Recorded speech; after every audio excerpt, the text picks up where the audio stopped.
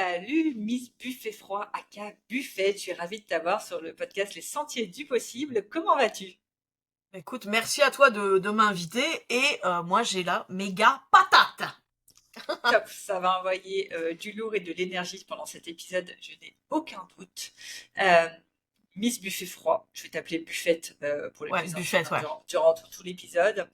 Buffette, en quelques mots, moi je te décrirais un peu comme la nana qui a peur de rien, qui s'assume, qui envoie du lourd et qui va être là sur le réseau. Allez, prends ta place, assume qui tu es, fais connaître ta marque personnelle. Toi, comment tu te décrirais? Oula, c'est un exercice qui est toujours compliqué pour moi parce que tu sais, j'ai le cerveau qui est un peu en arborescence et je fais plein de choses qui n'ont pas vraiment de nom. Ou alors c'est des concepts un peu américains, ou c'est des trucs, voilà, ou alors les gens ne comprennent pas vraiment. Donc moi j'aime bien dire que, bon, alors déjà là-bas je suis photographe, enfin ça c'est vraiment, ça c'est les gens comprennent en général, et j'aide les gens dans leur posture. Et donc dans leur posture, ça va travailler le mindset, ça va travailler leur personal branding, ça va travailler tout un tas de choses qui vont être, que ce soit en tant que salarié ou en tant qu'entrepreneur, qui va être déterminant. Parce que tu l'as dit, en fait, tu me vois comme quelqu'un qui s'assume totalement. Et à partir du moment où on a les clés pour s'autoriser à être soi, il y a beaucoup, beaucoup, beaucoup de choses qui deviennent beaucoup plus simples dans la vie, en fait.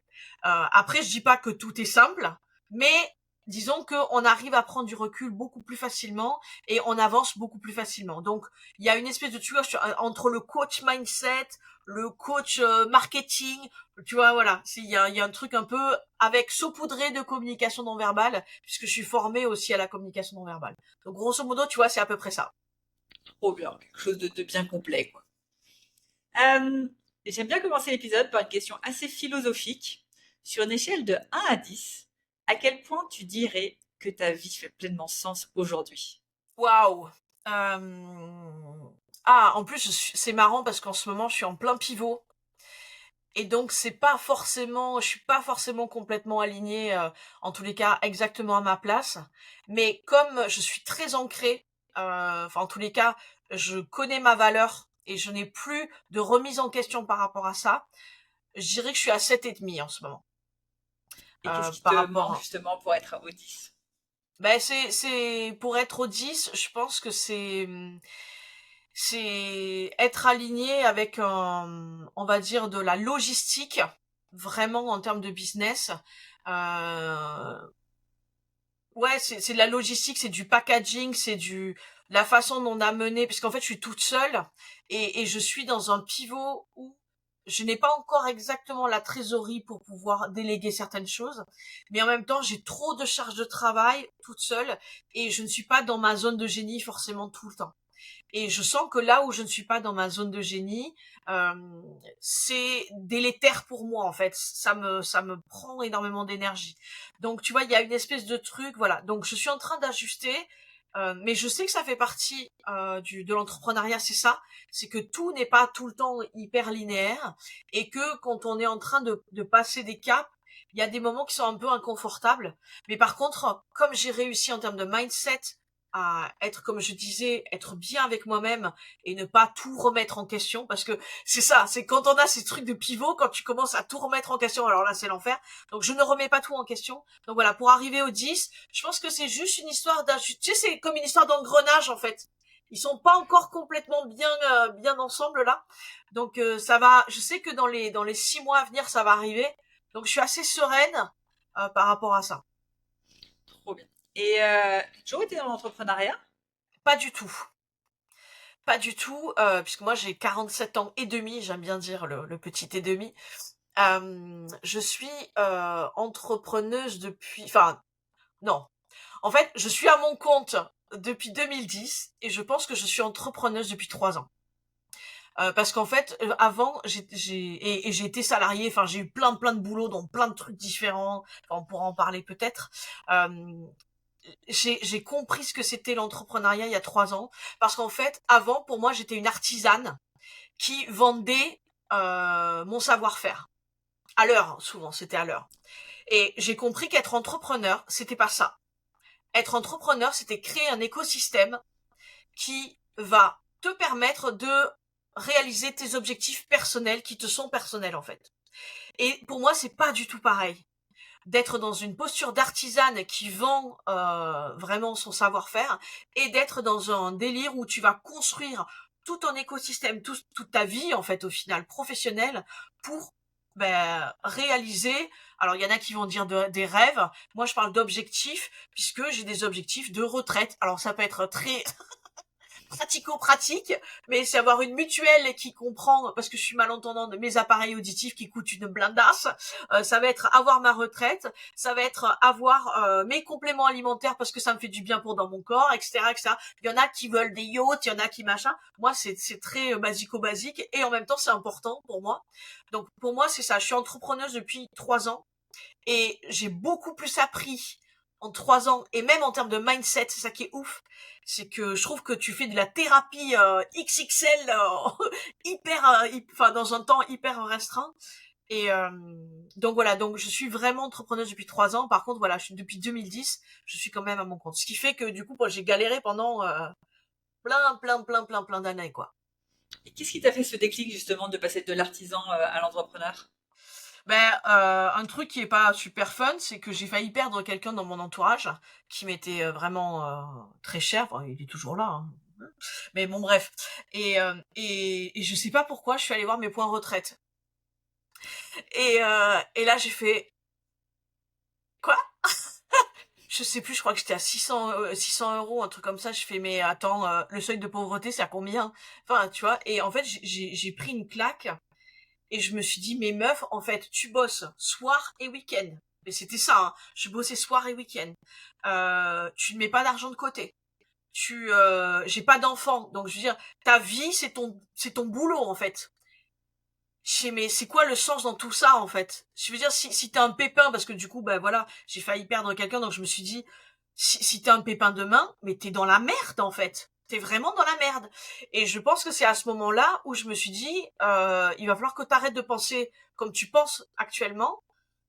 Et du coup, ce que j'ai fait, c'est que j'ai fait une formation avec quelqu'un qui, euh, qui du coup parlait de machine à cash. Je sais pas si tu vois la rêve, c'est Laurine Bemer. Et au départ, tu vois, machine à cash, voilà, c'est violent pour moi. J'avais pas fait encore un travail sur ma relation à l'argent, etc., etc. Et, euh, et en fait, je me suis pris une claque. Et là, j'ai compris cette notion d'écosystème qui va vraiment faire en sorte que, en fait, l'entrepreneuriat, ça n'est pas fait. En fait, je crois qu'il y a une phrase, je me souviens plus exactement, mais tu vis pas pour ton travail, c'est ton travail qui vit pour toi, en fait. Et c'est vraiment ça. Quand t'as compris ça, tu fais OK. Et vraiment, je parle pas de faire 1 million de chiffre d'affaires par an. C'est pas mon délire. Et encore une fois, c'est pas un jugement de valeur. Si les gens font 1 million de chiffre d'affaires, je m'en fous. Enfin, c'est leurs objectifs. Mais ce que je veux dire, c'est que il y a eu ce truc-là où vraiment, souvent les défis de la vie nous font, tu parlais de philosophie, mais c'est ça, hein. Souvent on est tellement englué dans notre quotidien, on a des œillères parce que on est dans la routine du machin, il faut qu'on se prenne une espèce de truc où on fait un pas de côté pour prendre du recul par rapport à qui on est, ce qu'on fait actuellement. Et c'est là où j'ai pris conscience du truc, ouais. Ça a été extrêmement violent, mais en même temps, j'ai presque envie de dire merci la vie parce que je sais pas si j'aurais pas continué sur cette voie et probablement finir par un burn-out puisque j'en ai déjà fait en plus. Tu vois, enfin, un truc qui soit vraiment pas cool, quoi. Parce qu'avant, du coup, tu étais 100% photographe, c'est ça?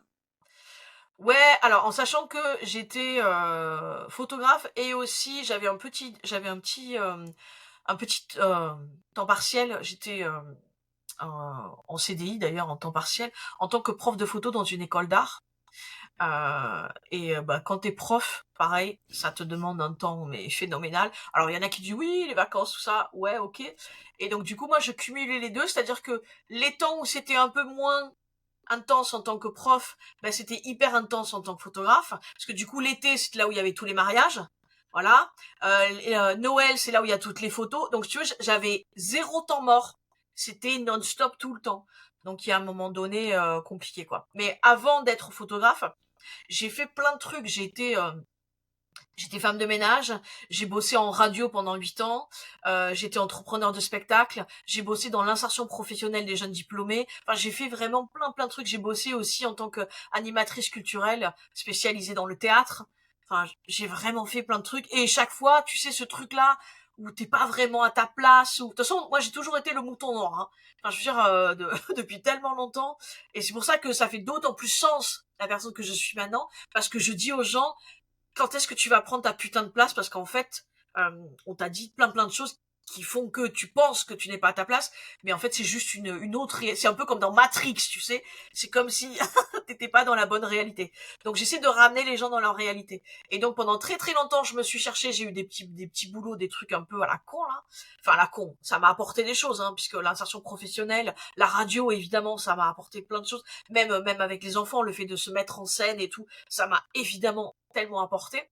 Mais disons que j'ai l'impression que ça fait que depuis 3 ans, vraiment, où moi, ça y est, c'est, voilà, comme je te disais, ça y est, je suis ancrée, je connais ma valeur, mais ça a mis tellement, parce que j'ai 47 ans, quoi. Ça a mis tellement de temps. Les gens, ne perdez pas votre temps, bordel! Ne perdez pas autant de temps à penser que vous avez de la valeur, quoi. Et qu'est-ce qui fait, selon toi, justement, que jusqu'ici, tu n'arrivais pas à prendre conscience de cette valeur? Alors, moi, je suis passionnée par les neurosciences. Et je pense que vraiment, quand j'ai compris beaucoup de choses par rapport au fonctionnement du cerveau, j'ai commencé à prendre du recul et je suis passée par, enfin, j'ai eu beaucoup de choses quand j'étais adolescente sur l'incompréhension de mon corps. Et d'ailleurs, petite anecdote, enfin, qui est très, enfin, en fait, je suis partie à New York là, il y a la semaine dernière, et dans l'avion, j'ai commencé à avoir des crises d'angoisse énormes. Et en fait, je ne comprenais pas parce que c'était des trucs que je vivais quand j'étais adolescente. Et je fais, mais putain, mais maintenant t'es ancrée, meuf, c'est bon. Donc, à faire de la cohérence cardiaque, machin, tout ça. Et vraiment, je comprenais pas. Et en fait, j'en ai discuté avec des personnes qui sont autour de moi. Et en fait, il s'est avéré que j'ai compris que j'étais en périménopause. Et enfin, détail qui a du sens dans ce que je vais te dire, c'est que si tu n'as pas la compréhension de ce qui se passe à l'intérieur de toi, si tu n'as pas la compréhension de ton cerveau, ben en fait, tu as l'impression, enfin moi quand j'étais adolescente, j'avais l'impression d'être dysfonctionnelle, j'avais l'impression d'être une ratée en fait, hein, enfin, vraiment d'être une sous-merde. En plus à l'école, ça ne marchait pas, mes parents étaient désespérés, etc., etc. Et en fait, ce que je veux dire par rapport à la périménopause, c'est que là j'ai eu des crises d'angoisse parce que à l'intérieur de mon corps, les taux d'hormones ont tendance à faire un peu n'importe quoi et qu'il y a le taux de cortisol qui a commencé à être très haut. Mais du coup, c'est pas tant que je suis vraiment en train d'angoisser, c'est juste que hormonalement, il y a ce truc-là. Donc du coup, c'est jamais cool hein, quand ça arrive, la crise de panique, mais du coup, tu fais de la cohérence cardiaque, donc grande respiration, voilà, tu te recales sur ton mindset en expliquant, ok, là, tu es en train de vivre un truc qui ne t'appartient pas. Tu vois, c'est juste que ton corps, là, par rapport... Et en fait, le simple fait de faire ça, si tu veux, ça te détache un petit peu. Et donc, cette compréhension des mécanismes, que ce soit en neurosciences, que ce soit hormonalement, tout ça, ça m'a vachement aidé. Donc, pour faire court par rapport aux neurosciences, pour les personnes qui connaissent pas du tout, grosso modo, il faut voir le cerveau comme une jungle luxuriante. En fait, toute personne, quand elle est petite, elle apprend par mimétisme. Elle, elle enregistre des informations et pour elle, au bout d'un moment, ça reste la norme. Donc, c'est comme si on avait cette jungle luxuriante et qu'on devait créer des chemins neuronaux. D'accord? Et donc, moi, j'aime bien l'idée qu'au début, c'est dur, donc on y va à la machette, c'est compliqué. C'est comme quand on essaie d'apprendre à faire du vélo. Au début, on se gamelle, c'est dur. C'est comme quand on apprend à conduire une voiture, c'est pareil. Et puis, au bout d'un moment, au bout de répétition, qu'on le fait, ben, du coup, on l'a complètement intégré. Moi, personnellement, quand je conduis maintenant, je ne réfléchis même plus, en fait, au fait de conduire. Il y a ce truc-là. Et ben c'est pareil avec tout un tas de phrases aussi qu'on va nous dire. Donc moi quand j'étais petite, on n'arrêtait pas de me dire que j'étais chiante parce que je suis hypersensible. Donc j'ai des émotions que mes parents n'étaient pas outillés pour comprendre comment est-ce que je fonctionnais. J'étais, je pense très probablement, j'ai pas eu de diagnostic, mais je suis neuroatypique parce que j'ai le cerveau qui part en arborescence, donc qui part dans tous les sens. Donc au niveau de la concentration, c'est pas ouf. Je suis dyscalculique, donc c'est l'équivalent de la dyslexie, mais avec les chiffres. Et j'ai fait en plus un bac scientifique, donc je te laisse imaginer. Voilà. Bref. Et donc, si tu veux, vraiment, de fait, moi, je pensais que j'étais dysfonctionnelle. Donc, le fait de comprendre que toutes ces phrases, j'ai fini par les intégrer et que, ben, c'était mon identité parce que par mimétisme, je pensais que c'était la réalité. Sauf que, à des moments de ma vie, j'ai découvert des gens qui m'ont dit que j'étais autre chose de ce qu'on m'avait dit. Donc, au début, je ne le crois pas. Je dis oui, mais t'es hypocrite, oui, mais t'es machin. Et puis, plus on te le répète, et puis tu vois que t'as de l'impact, tu fais, ok, donc t'es en train de créer un nouveau chemin neuronal. En fait, j'aime bien imaginer, tu sais, c'est comme quand tu marches sur la pelouse. Tu sais, ça crée des sillons. Si t'arrêtes de marcher sur le chemin, la pelouse, elle repousse. Donc tu peux recréer des nouveaux chemins neuronaux. Donc tu peux recréer une autre façon de voir le monde et une autre façon de te voir toi-même. Et vraiment la compréhension, que ce soit hormonalement, que ce soit en neurosciences, tout ça, sur ma façon de voir les choses, a été déterminante. Et je vais donner une petite anecdote qui est très très drôle. Je crois que je l'avais dite lors de la masterclass qu'on avait faite ensemble, où je disais que j'ai beaucoup appris sur les dictats de beauté à travers les âges. Et il y a un truc qui moi me fait beaucoup rigoler, c'est que les statues grecques, elles avaient des tout petits pénis. Elles étaient représentées comme ça. Et on pourrait se dire pourquoi. Et en fait, moi j'ai creusé le truc, c'est parce qu'à l'époque, en fait, c'était l'ère des philosophes, et le cerveau était quelque chose de très bunkable, entre guillemets. Donc du coup, comment dire, c'était un peu antinomique. Genre, appareil génital, c'était la bestialité, c'était l'animal, c'était le truc, ou pas bien, tu vois, et t'avais le cerveau, voilà. Donc, si on représentait les hommes avec des tout petits pénis, c'était pour faire genre qu'ils étaient bunkable, donc ils étaient très intelligents, donc c'était vraiment le truc, voilà. Donc, dans le critère de beauté de l'époque, il fallait avoir un petit pénis, quoi. On est d'accord que ça n'a aucun sens. Et en fait, si on commence à regarder tous les critères de beauté de chaque période ou même à travers les continents, on se rend compte qu'il y a plein de trucs comme ça où on est persuadé que c'est la vérité, mais que c'est que du bullshit en fait. Donc toute cette compréhension, ça m'a permis de prendre du recul sur Kishi parce que ben, je suis en situation d'obésité, je suis malentendante, je te dis j'ai un cerveau qui fonctionne peut-être pas de la même manière que d'autres puisque je pense que je suis neuroatypique. Donc si tu veux, je me dis ok en fait, ben oui je fais pas partie de cette norme bunkable, mais pour autant je fais du bien à des gens avec mes photos, je fais du bien à des gens quand j'étais dans l'insertion professionnelle, j'arrivais à les aider d'une certaine manière, donc j'ai aussi de la valeur. Donc tout ça, si tu veux, ça m'a permis de me réancrer en moi et de recomprendre que je pouvais avoir de la valeur. Après, j'ai compris un autre truc aussi qui était déterminant, et c'est une de mes petites phrases fétiches, c'est que on peut pas plaire à tout le monde. On a ce besoin en tant que personne, puisqu'en fait, ça fait partie encore une fois, des mécanismes du cerveau. On a besoin de la validation de nos pairs parce que quand t'es dans une grotte, si on n'était pas dans un groupe, on allait mourir en fait, parce qu'on avait besoin du groupe pour pouvoir bouffer, pour pouvoir se protéger, etc., etc. Sauf que maintenant, on est sur les réseaux sociaux, il y a 8 milliards de personnes, on n'a pas besoin de la validation de 8 milliards de personnes. Et donc, il faut comprendre un truc, c'est qu'il y a forcément des gens qui nous détestent, il y a forcément des gens qui considèrent que, alors moi j'aime bien dire, on est toute la connasse de quelqu'un, et il y a vraiment ce truc-là, en fait. Donc si tu veux, toutes ces petites pensées, rajoutées les unes aux autres, ça m'a permis de prendre du recul et de vraiment comprendre tout un tas de mécanismes sur mon corps, sur des comportements au niveau du groupe, sur sociétal, etc., etc. Et donc du coup, ben, alors il y a un peu de sociologie, il y a un peu d'histoire de l'art, il y a un peu de neurosciences. Tout ça, tous ces éléments m'ont permis de me dire, oh, ok, en fait, on a vraiment tous notre place.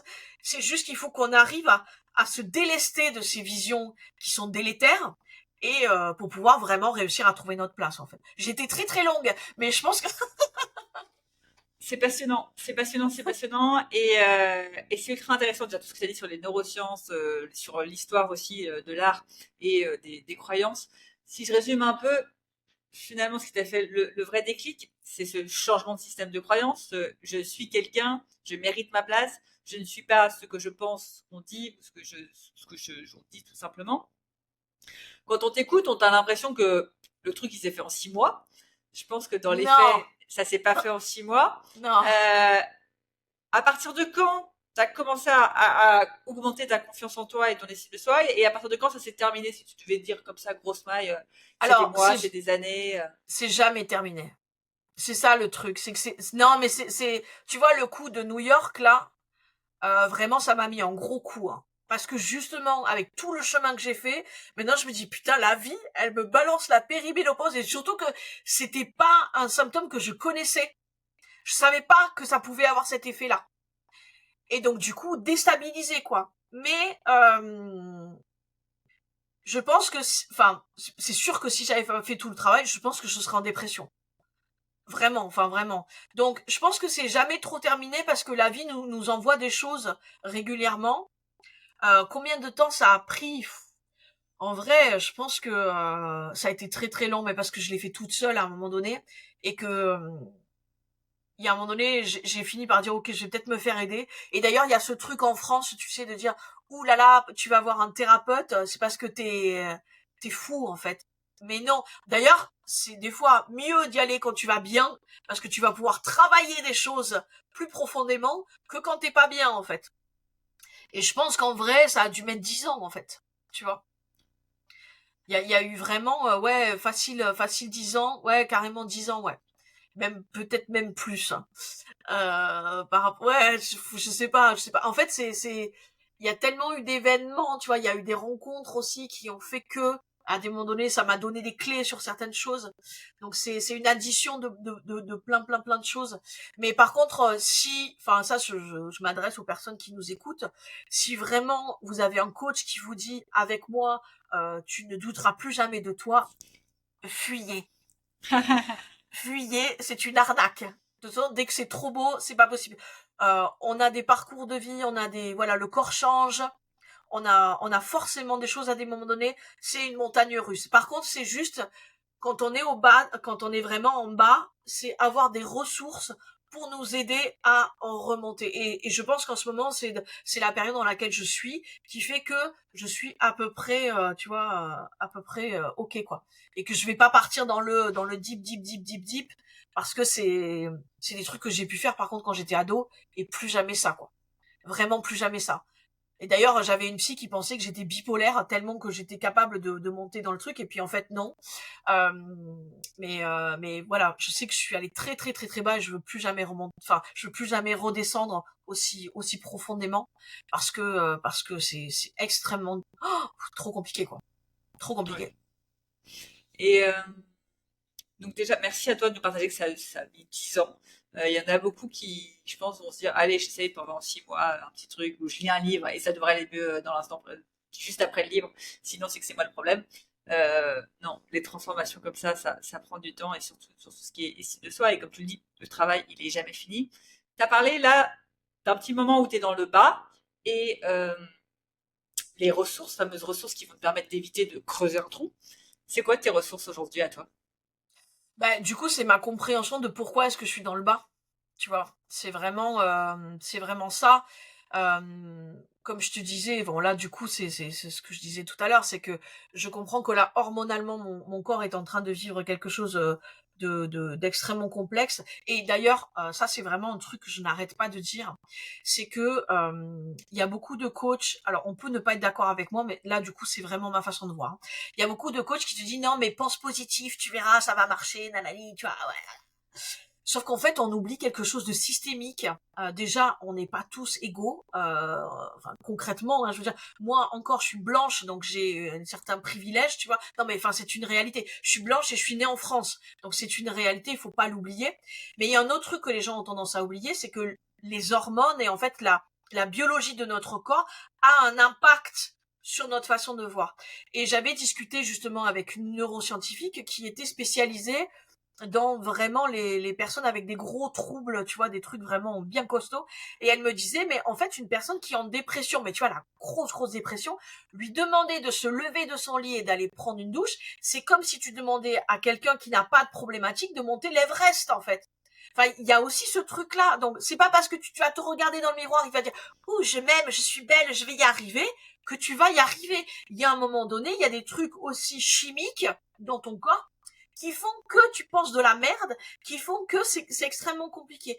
Donc, moi, mes outils maintenant, c'est de comprendre et de aussi d'avoir des, alors déjà d'une part au niveau enfin je vais voir ma généraliste, je vais faire des prises de sang régulièrement parce que des fois les carences, les trucs comme ça peut avoir un impact sur notre mental, il faut pas l'oublier. On a tendance, tu sais, à mettre le mental d'un côté, le corps le délaisser, mais le corps il raconte des trucs, hein. Enfin, je veux dire, le cerveau c'est de la chimie aussi, hein.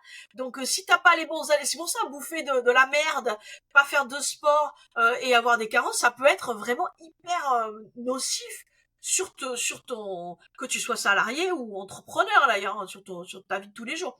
Donc il y a ce truc là. Donc déjà régulièrement je vais faire des tests, des machins pour voir s'il y a pas un truc qui dysfonctionne. Et ensuite, comme je disais, enfin, moi j'ai enfin, c'est un peu virtuel, mais j'ai un peu ma truc à doudou. C'est-à-dire que quand on est vraiment dans une période où on doute vraiment, c'est une boîte ou un dossier ou machin où tu vas mettre tous les trucs hyper positifs que les gens ont dit sur toi. Donc ça peut être les avis clients, ça peut être des mots, des vocaux de personnes que tu aimes vraiment. Et du coup, te remémorer ce truc-là, parce que des fois, on a tendance à oublier tous les trucs incroyables qu'on a pu faire. D'ailleurs, il faut savoir que le cerveau retient le négatif beaucoup plus facilement que le positif. D'ailleurs, je crois qu'il a besoin, pour contrecarrer un négatif, de 7 positifs. Donc si là, je te dis un truc dégueulasse, il va falloir que je te dise 8 trucs positifs pour que tu oublies que je t'ai dit un truc dégueulasse. Et encore, c'est pas, ça dépend du truc dégueulasse. Mais du coup, voilà, c'est tous ces outils-là que j'ai, tout ça, ça va être, voilà, faire attention à mon corps, voilà, je prends beaucoup de compléments alimentaires par exemple, parce que je sais que ce que je bouffe n'est pas toujours forcément top. Je fais attention, voilà, à mon corps. J'ai cette boîte doudou, et puis surtout, j'ai tendance à prendre du recul, c'est-à-dire à ne plus être parce qu'on est quand même dans une ère d'infobésité où il y a tout qui va très vite, machin. Donc c'est ok, on prend du recul. Je m'écoute aussi beaucoup, c'est-à-dire que là, je sais que je vais avoir un gros événement, un gros séminaire. Je sais que là, je suis pas bien. Le séminaire, il va durer 3 jours. Je suis pas sûre d'être là sur les 3 jours.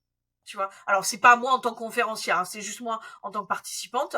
Je vais probablement y aller, mais je vais beaucoup m'écouter. C'est-à-dire que il y a un moment donné, en plus, voilà, je suis une hypersensible, je suis empathique aussi, donc déjà que moi, je suis dans une vibration basse. Si en plus j'ai des gens qui, voilà, oulala, tu vois, voilà, prends du recul et si j'ai juste un conseil, mes outils à moi, ils correspondent à moi comment je gère la situation. Ce que je veux dire, c'est qu'il y en a, ils vont avoir besoin peut-être de chiller sur Netflix. Il y en a, ils vont peut-être aller juste besoin d'aller faire une balade en forêt. Il y en a qui vont juste peut-être avoir besoin de se payer un massage, j'en sais rien. Il y en a qui vont peut-être avoir besoin de se lancer dans un nouveau projet. En fait, ce qu'il faut comprendre, c'est qu'on est tous différents. On a tous des mécanismes différents. Et je crois que le goal de la vie, pour moi, le goal de la vie, c'est comprendre comment est-ce qu'on fonctionne. Parce que quand on comprend comment est-ce qu'on fonctionne, c'est là où on va réussir à prendre sa place et on va arrêter de se faire bouffer partout. Et tu vois, dans les fonctionnements, il y a plein de trucs. Après, en psy, tu sais, il y a le bourreau, la victime, et je sais plus ce que c'est le troisième. Ouais, voilà, c'est ça. Et déjà, comprendre que des fois, on est dans ces trucs-là, comprendre que là, il y a eu des moments donnés où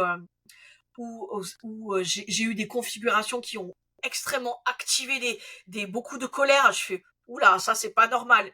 Tu vois, qu'est-ce que ça veut dire parce qu'une personne qui est très en colère, en général, c'est qu'on a activé des choses en elle. Donc, du coup, c'est prendre du recul en disant, ok, là, si je suis en colère, qu'est-ce qui se passe en moi, etc., etc. Donc, si tu veux, moi, je sais que j'ai besoin, mes outils à moi, c'est une compréhension, je suis un scanner, c'est un peu en tant que photographe, je suis un peu pareil. J'ai besoin de scanner les gens pour vraiment avoir la photo qui va faire que c'est vraiment eux, mais c'est parce qu'en fait, c'est mon mode de fonctionnement. Je suis comme ça. J'ai besoin de tout comprendre pour pouvoir prendre du recul et agir en fonction d'eux. Et donc, quand je suis dans le bad, c'est que ça raconte quelque chose sur quelque chose que j'ai vécu, quelque chose, etc., etc. Alors, évidemment, on écarte le côté corps, parce que des fois, c'est juste le corps qui dysfonctionne. Et à partir de là, je prends du recul, je ralentis, et je mets en place des choses, que ça peut être du psy, ça peut être aussi reprendre ce que je fais au quotidien et est-ce que je fais, est-ce que les tâches que ce que je fais ont du sens ou pas. Donc on en revient à ce que je disais tout à l'heure où je sens que je suis dans un cap où il y a des tâches dans le quotidien qui me prennent vraiment de l'énergie, tu vois, etc., etc. Donc l'idée c'est de se recentrer et de comprendre son mode de fonctionnement et je finirai avec cette phrase d'un psy qui m'avait dit un truc qui m'a complètement mindfucké. Il m'avait dit ben, en fait, vous devriez faire vos besoins fondamentaux. Et j'étais là, ouais, boire, manger. Non, non, non, non, j'ai pas dit besoins vitaux. J'ai dit besoins fondamentaux. Et là, j'ai dit, mais comment je les connais? Et il me dit, mais en fait, vous les connaissez, mais vous voulez pas les entendre, enfin, vous voulez pas les voir, vous voulez pas les écouter. Et là, tu sais, t'as le cerveau qui fait quoi? Et du coup, ça m'a vachement interpellée. Et du coup, je me suis mise à réfléchir. Qu'est-ce qui allait dans le sens de ma vitalité? Quelles sont les choses que je fais au jour le jour qui me demandent quasiment pas d'énergie et que je fais en kiffant. Et quand on commence à faire cette liste, ben du coup, on se rapproche sur son mode de fonctionnement. Et tu vois, moi, il y a un truc qui me fait énormément du bien, c'est aller à des concerts de métal. Puisque oui, j'écoute de la musique qui fait du bruit. Alors, il y a des gens, ça, ils pourraient trouver ça horrible, tu vois. Mais moi, ça me fait du bien. Donc, dès que je peux, dès que j'ai la possibilité, je vais voir des groupes qui me font kiffer parce que je sais que quand je vais ressortir, je vais être dans un état de transe, d'exaltation, de top, quoi. Donc, l'idée, c'est vraiment ce truc-là, c'est que les outils qu'on a, il faut comprendre comment est-ce qu'on fonctionne, il faut se recentrer sur ce qui nous fait vibrer pour comprendre qu'est-ce qui peut nous faire du bien, en fait. Et ouais, alors, cette fois, pour de vrai, je finis. Il faut faire très attention à son environnement. Moi, je sais que ça a été déterminant sur la compréhension que, en fait, mon environnement que je pensais être bien pour moi, je mets bien des guillemets, était plutôt, comment dire, qui n'allait pas, en fait, dans le sens de qui j'étais vraiment. Et ils essayaient pas de, enfin, comment dire, c'était pas méchant de leur part, en fait. C'est juste qu'ils avaient ils avaient une autre réalité qui n'était pas celle qui me correspondait, en fait. Et souvent c'est les parents, et je sais que pour ça j'ai été le mouton noir pendant très longtemps, parce que je suis pas mariée, parce que j'ai pas de maison, parce que j'ai pas d'enfants, et que je n'ai pas cette vision de la réussite comme eux l'entendent. Mais moi, ma réussite, c'est kiffer ma vie et faire du bien aux gens, quoi. C'est ça qui me fait vraiment vibrer. Et aller à des concerts de métal. Mais, mais voilà. Ce que je veux dire, c'est que on a tous nos trucs et j'imagine que toi aussi, quand t'es dans des downs, t'as tes petites méthodes à toi qui te sont personnelles et que peut-être d'autres gens, peut-être que si tu me le dis, je fais ah non, mais moi si je fais ça, je vais, enfin ça va pas du tout me faire du bien. Donc du coup, faut faire attention quand on écoute des conseils comme ça, de pas trop être dit ah ben si elle a fait ça, moi je vais faire pareil parce que peut-être que c'est pas bon pour vous en fait. Ouais, j'adore cette philosophie, en effet. Tous nos, enfin, on est tous uniques de toute façon. Nos fonctionnements sont propres. Et nous as donné plein de pépites. Si j'essaie de résumer un peu, la première, c'est quand même bien se connaître, comprendre comment Ouais. on fonctionne, comprendre notre mécanisme. Là-dessus, tu nous as donné plein de choses déjà pour bien se connaître. Tu nous as donné comment fonctionne notre cerveau, les neurosciences, notre corps aussi, bien prendre soin de notre corps. Connaître ses besoins fondamentaux, comme tu as dit, c'est aussi assez important. Qu'est-ce qui nous donne de l'énergie? Et la partie sur notre environnement, à quel point il est important et à quel point, comme tu l'as dit, le critère, c'est est-ce qu'ils ont la même vision de la réussite que toi ou non? Parce que sinon, ils vont te dire, bah, t'es trop nul parce que tu rentres pas dans le schéma de la vérité, de la réussite, de cet environnement. Euh, ultra intéressant. Mais du coup, ce que j'aimerais bien comprendre, c'est comment t'en es venu à je suis une photographe qui se pose des questions. Du coup, quand tu étais photographe et que tu étais là avec ton temps partiel, tu commençais ce travail, si je dis pas de bêtises, de cheminement, de qui je suis, de trouver ma place, etc. Comment t'es passé de là à tiens, je sais, c'est cette idée de business que je veux lancer. Tu dis que t'es en plein pivot, donc je pense que ça s'est fait par étapes et tu vas nous raconter tout ça.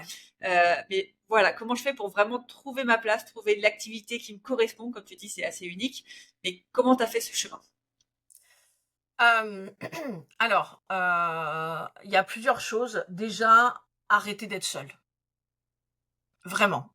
Parce que Moi, j'aime bien prendre cette image de rumination. Tu sais, je prends l'image du hamster qui tourne dans la roue, là, la rumination. C'est-à-dire qu'il y a un moment donné, on est tellement perdu dans sa propre vision du truc qu'on a besoin de quelqu'un d'extérieur pour nous ramener à quelque chose de différent. Et le fait d'avoir investi dans de la formation, ça a été un game changer, mais tellement phénoménal.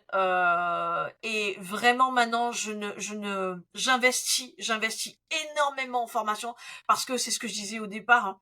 En 3 ans, j'ai plus progressé que toutes les autres années depuis 2010, quoi. Vraiment. Et on est en 2025. Alors je suis dyscalculique, je vais pas réussir à faire la soustraction, mais voilà. Mais vraiment se former avec des gens qui ont un niveau déjà au-dessus de soi. Moi, il y a eu, enfin, les deux personnes qui ont vraiment changé. Enfin, il y en a eu trop. Non, il y en a eu quatre. Il y en a eu quatre. Il y a eu Laurine Bemer, la meuf en rouge, qui m'a permis de comprendre cette histoire d'écosystème. Il y a eu Alice Catellino qui m'a fait comprendre la force de l'intelligence relationnelle. Il y a eu Nina Gambin, c'est Col Mévoyer sur Instagram, qui m'a permis de comprendre un petit peu comment fonctionnait l'algorithme, parce que j'étais complètement perdue. Et après, il y a eu Cécile Neville. Alors, c'est pas vraiment de la formation, mais c'est elle qui m'a fait monter sur scène la première fois. Parce qu'elle voyait en moi, en fait, quelqu'un avec du potentiel. Et donc, full gratitude pour Cécile, parce que vraiment, voilà. Ce que je veux dire, c'est que les rencontres, les formations, tout ça, aller dans du networking. Et alors, petite parenthèse, attention, parce que oui, j'ai fait du networking où il y a les gens qui passent leur temps à vous balancer des cartes. C'est pas là où il faut aller. Non mais, enfin, soyons très honnêtes, quoi. Il y a du networking, les gens, ils essaient juste de te vendre leur truc. Donc, essayez de trouver un écosystème dans lequel où il y a du vrai partage, où il y a de l'entraide et où vous pouvez grandir les uns avec les autres. Donc c'est vrai que moi je fais partie de clubs, notamment je fais partie de plusieurs clubs d'entrepreneurs où il y a cette envie, où j'ai rencontré des pépites, où on s'entraide et il n'y a pas un truc de tu vas forcément prendre mon truc, etc. etc. D'ailleurs, je pense qu'on fait partie du même club, voilà. Euh, et c'est ça qui est important. Et la preuve, je pense que peut-être que tu me connaissais pas avant ce club et que ben voilà, non mais c'est ça que c'est super intéressant. Ouais.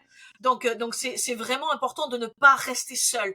Et si vous sentez que là où vous allez, c'est un peu comme les psys en fait. Hein. Au début, tu testes un psy, tu fais non, ça va pas, hop, t'en continues. Il faut rien lâcher en fait. Il faut vraiment rien lâcher par rapport à ça. Donc si tu veux, qu'est-ce qui a fait que je suis passée de ça à ça? Évidemment, ça s'est pas fait en un jour. Enfin, clairement, parce qu'il y a eu plein de rencontres, voilà. Je suis quelqu'un aussi, je suis autodidacte. Et je pense que c'est un truc qui est hyper important, c'est que, et comme je l'ai dit auparavant, j'aime comprendre. J'aime comprendre, j'ai cette appétence de process, d'être dans ces trucs-là, même si la compta, c'est pas mon truc, tu vois, par exemple, mais il y a des choses où, l'humain, c'est quelque chose qui m'intéresse, la communauté sur l'influence, tout ça, c'est quelque chose qui m'intéresse, les comportements en groupe, tout ça, ça m'intéresse. Donc, ben, j'ai lu, j'ai écouté des podcasts, je me suis formée beaucoup, donc j'ai investi, tu vois, l'année dernière, enfin, sans mentir, je crois que j'ai investi 10 000 €, en fait, en formation. Il y en a qui vont dire, waouh, c'est énorme! Parce que c'était quasiment la moitié de mon chiffre d'affaires. Mais du coup, j'ai tellement progressé que du coup, enfin, je suis trop contente en fait de ce truc-là. Et après, Attends, je te coupe 2 secondes, ouais, du fait. Il y a une réflexion qu'on fait souvent, c'est ah oui, non, mais pour investir sur soi, faut avoir des milliers d'euros, faut être super riche et tout ça. Euh, Comment toi, tu arrives à passer le cap d'investir justement? Parce que je suppose que tu gagnais pas de l'or quand tu étais juste non. photographe et à temps partiel. Tu le disais, tu avais tout juste de quoi manger. Euh, Comment tu as trouvé voilà, ce courage de dire allez, j'investis sur moi? Je pense que tu as peut-être dû te serrer la ceinture. Voilà, comment ça s'est passé, tous ces investissements et que tu continues de faire par rapport à ce côté sécurité financière? Est-ce que j'ai l'argent? Est-ce que j'ai pas l'argent? Alors, ce qui s'est passé, c'est que mon premier investissement, très rapidement, a été épongé en fait. Et donc, quand tu vois ça, tu te dis, attends, mais du coup, si j'avais, en fait, en fait, les gens croient que c'est payer un truc, mais c'est vraiment de l'investissement. C'est-à-dire que il y a des choses où tu vas avoir un retour assez rapide, en fait. Et donc, rapidement, j'ai eu ce truc-là. Et enfin, si tu regardes enfin, je sais plus combien c'était mon chiffre d'affaires en, alors je sais plus net, brut, net c'est quand il y a plus rien, brut c'est Ouais. quand il y a toutes les Bah, je choses. l'ai en Ouais, brut. bon. Ouais. En brut, j'étais à 20 000. Tu vois, donc je crois que j'avais mis la moitié de trucs. Et l'année d'après, j'étais à 50 000. Enfin, donc les 10 000, ils étaient sans problème en fait, tu vois. Il y a pas, là-dessus, il y a pas de problème quoi.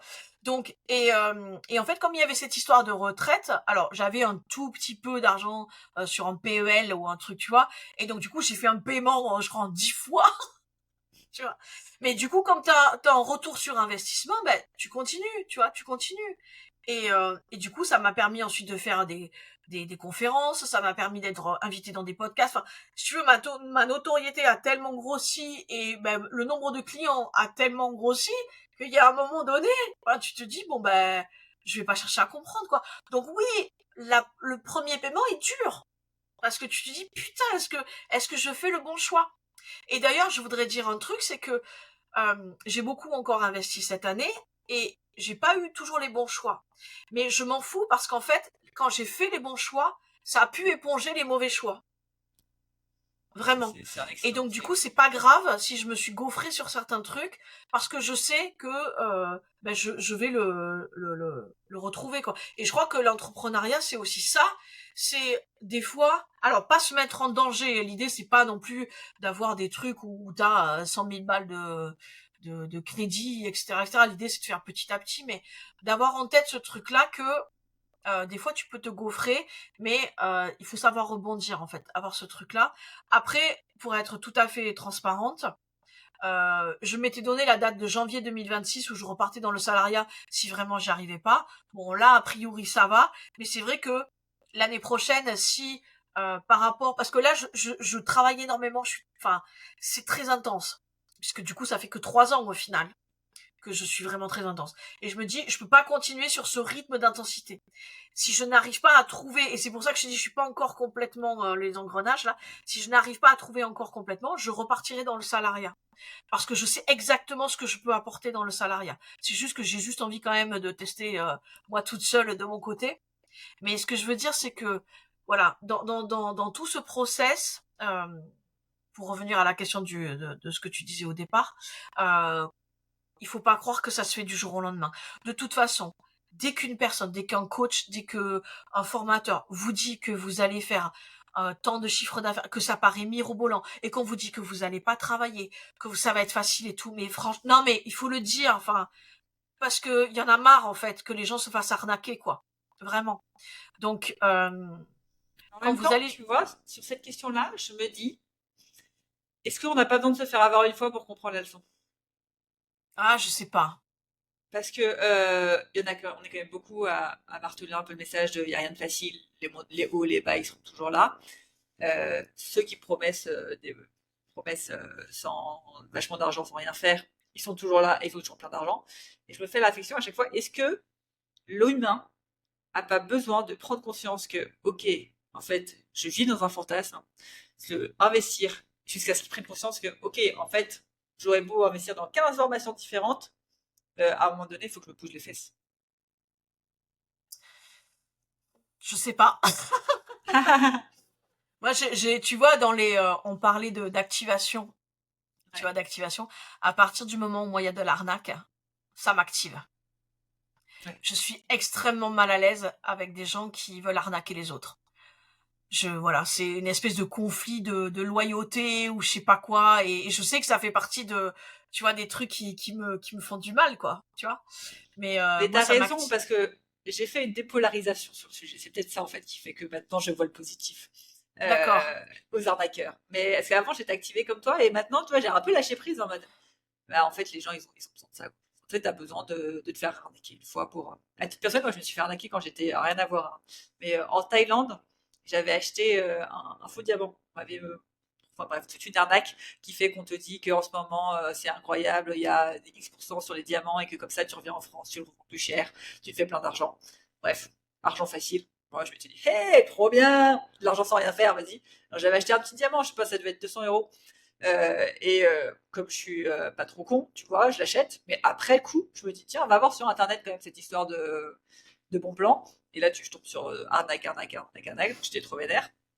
J'ai réussi à me faire rembourser, je crois, 100 € sur les 200.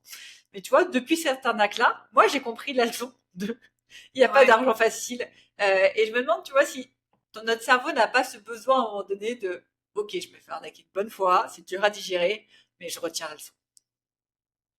Ouais, peut-être, hein, peut-être, peut-être.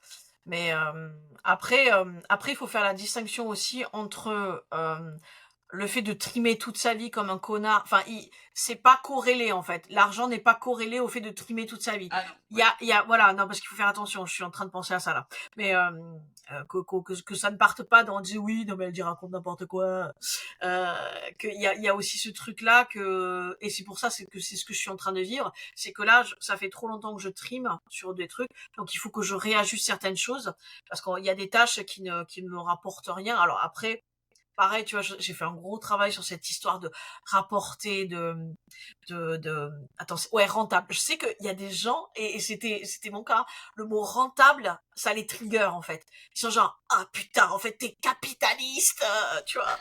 Ben non, mais c'est juste qu'il y a un moment donné, c'est soit le burn-out, soit tu vis à peu près bien. Et rentabilité, c'est pas forcément que des trucs dégueulasses, en fait.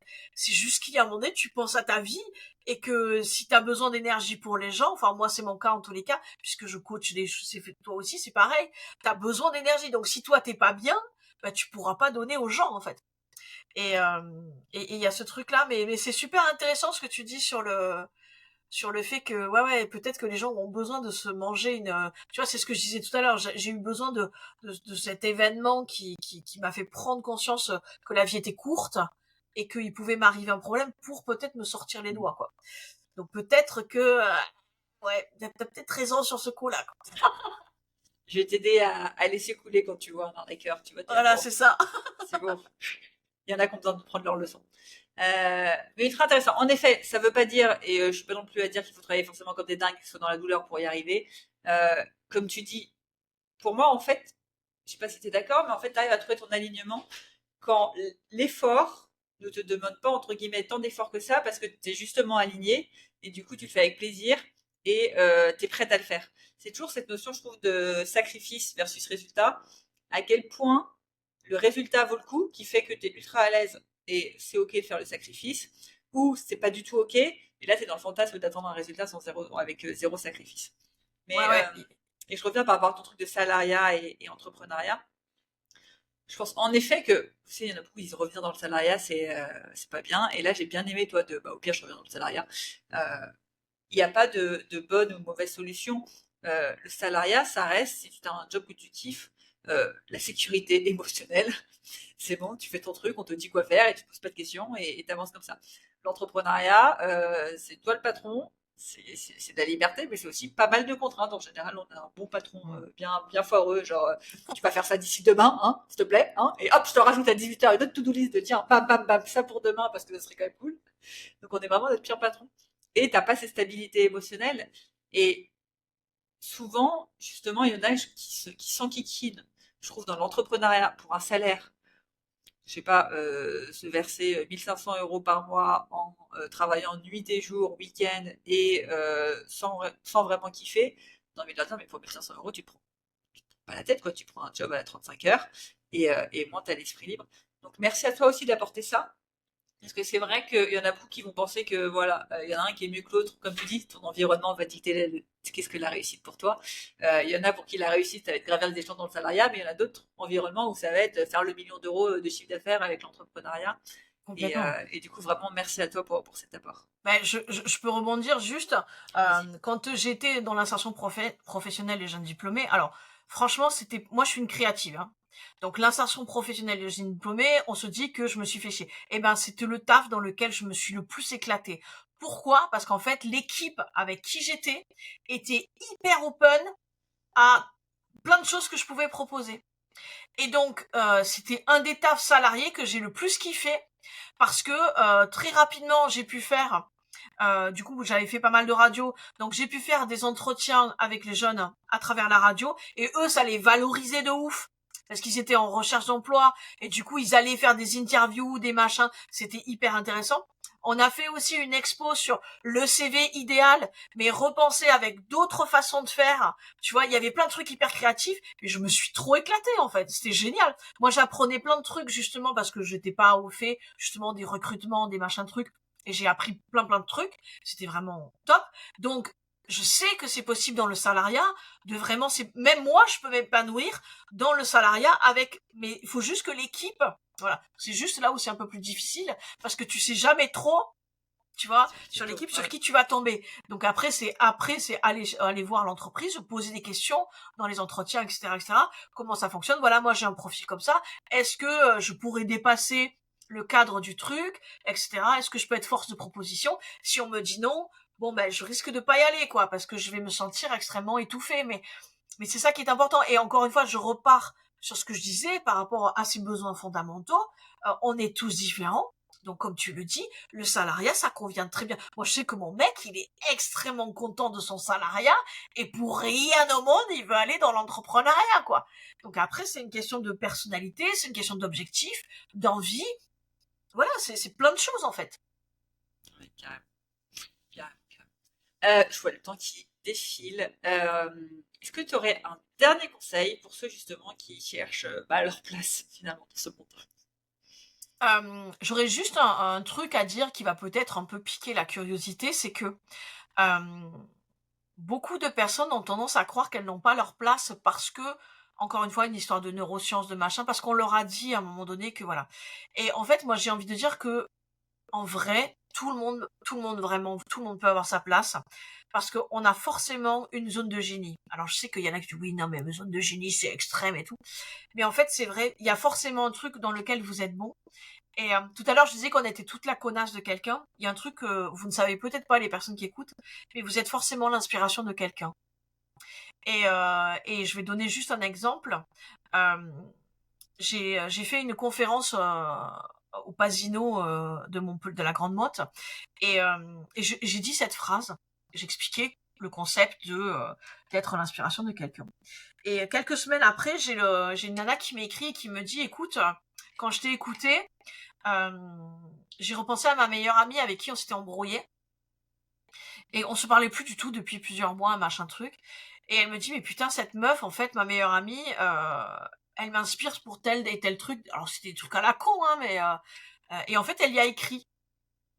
Et du coup, elle me dit merci parce qu'en fait, on a pu se réconcilier. En fait, on ne dit pas aux gens ce qui nous inspire chez eux. Et quand je dis inspirer, c'est pas forcément gagner 1 million de chiffre d'affaires ou ce genre de truc. Moi, par exemple, alors ça fait rigoler les gens la plupart du temps, mais moi, il y a une typologie de personnes qui vraiment m'inspire.